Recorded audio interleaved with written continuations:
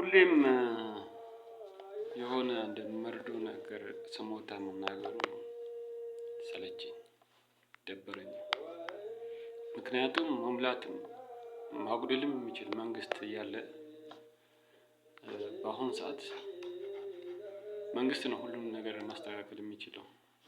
እኔ ግርምሽ አይደለሁም። እኔ ግርምሽ ሜቢ በሆነ መንገድ እንደግ የሚለውን ነገር ሀሳብ ይዤ መጣሁኝ እንጂ ሀገር እያስተዳደርኩ አይደለም ያለሁት። ሀገር ማስተዳደር የሚችል መንግስት አለ። ሁሉም ማስተካከል የሚችል መንግስት አለ። አዎ ደሞዝ ከፍሎን እኛም በደሞዛችን እያሰብን በደሞዛችን እየተመገብን በደሞዛችን የምንኖር በደሞዛችን የምንሰራ ሰዎች ነን። ወታደሮችን ብንሆን ነፃ አይደለም እያገለገልን ያለነው እንደ በደሞዝ ነው አይደል እንዴ? ደሞዛችንን ከፍለን ካልተመገበ ፊትን ይኸው እንኳን እኔ አይደለም ሌሎችም ብለዋል። ምክንያቱም ሳይበላ የሚውል አለ። በቃ ቁርስ የማይበላ አለ ዝም ብሎ የሚከፍል 3000 ብር ነው የምንከፍለው። ሜቢ የአንዱን ወር ደሞዝ ላይ ገንዘብ አንሶት ነው መሰለኝ 3000 ብር የገባው 2700 ብር ነው የምንከፍለው። መንግስት የቆረጠልን ብር 2400 ብር ነው። አይበቃም ድጎማ አልሰጣቸውም መንግስት ለስታፎች ተብለን ድጎማ ካልሰጠን እሺ ያው በስምምነት ማለት ነው። እሺ እንግዲህ እኛ 300 ብር ላው ላይ ጨምረን ከተማሪዎች ጋር እንመገብ ተብለን ነው። ተማሪዎች መንግስት ይደጉማቸዋል። የደሞዛቸው ከደሞዛቸው የሚከፍሉት 2400 ብር ነው። መንግስት ከደጎመው ጋራ ወደ 2700 ብር እንደኛ ይሆናል ማለት ነው። ለኛ መንግስት አልደጎመንም። ከራሳችን ደሞዝ ላይ ነው የምናወጣው። ከራሳችን ደሞዝ ስናወጣ 2700 ብር 2700 ብር ከፍዬ እየተመገብኩ አይደለም። 6 ሰዓት ምሳ ሰዓት 6 ሰዓት 00 ላይ ተጀምሮ እስከ 7 ሰዓት ነው ምሳ ሰዓት የተባለው ማለት ነው። 6 ሰዓት ምሳ ተጀመረ። እኔ ከ6 ሰዓት ከሩብ ቢሮ ነበርኩኝ። ቢሮ እየሰራው ነው። ዛሬ ቢሮ እየሰራው 6 ሰዓት ከሩብ ሆኖብኛል። 6 ሰዓት ከሩብ ላይ ለማንኛውም ቢሮም ልሁን ውጪም ልሁን ብቻ 6 ሰዓት እስከ 7 ሰዓት ነው ምሳ የተባለው።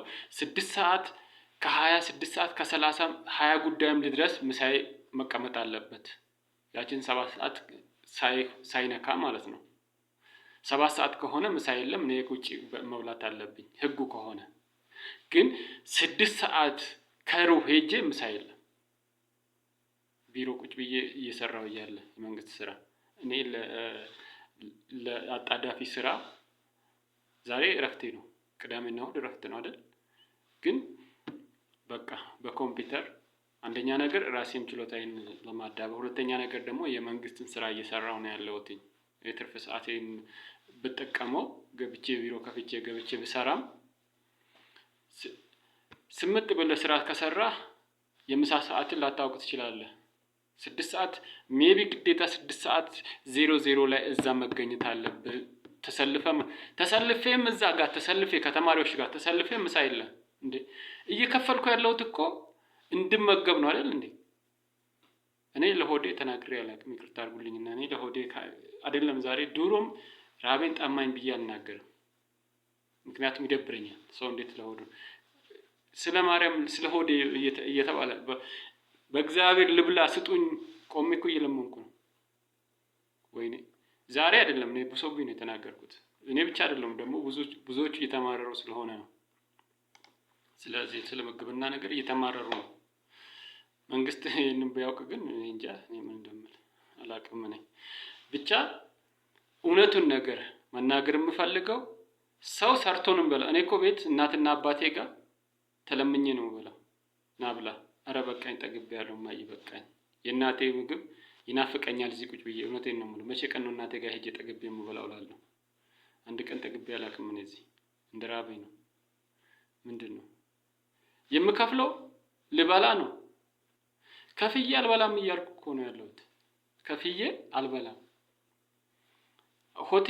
አሁን ሆቴል ሰው ሆቴል ሄዶ ኮንትራት ከያዘ ሄደስ ከበላህ የበላከውን ቀን ይመዘገብና ይያዝልሃል፣ ይሰረዛል።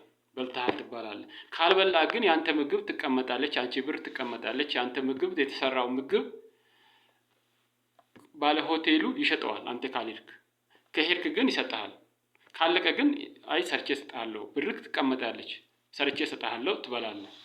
ካልሆነም ከሌላ ተገዝቶ ትበላለህ። ካለቀ ቤት ካሌለ ሆቴል ብትመገብ፣ ሆቴል ደግሞ አያልቅም፣ ምክንያቱም ይቀመጣል። እዚህም አልቆ ሳይሆን በሰው ቁጥር ልክ ነው የሚሰራው አይደል እንዴ?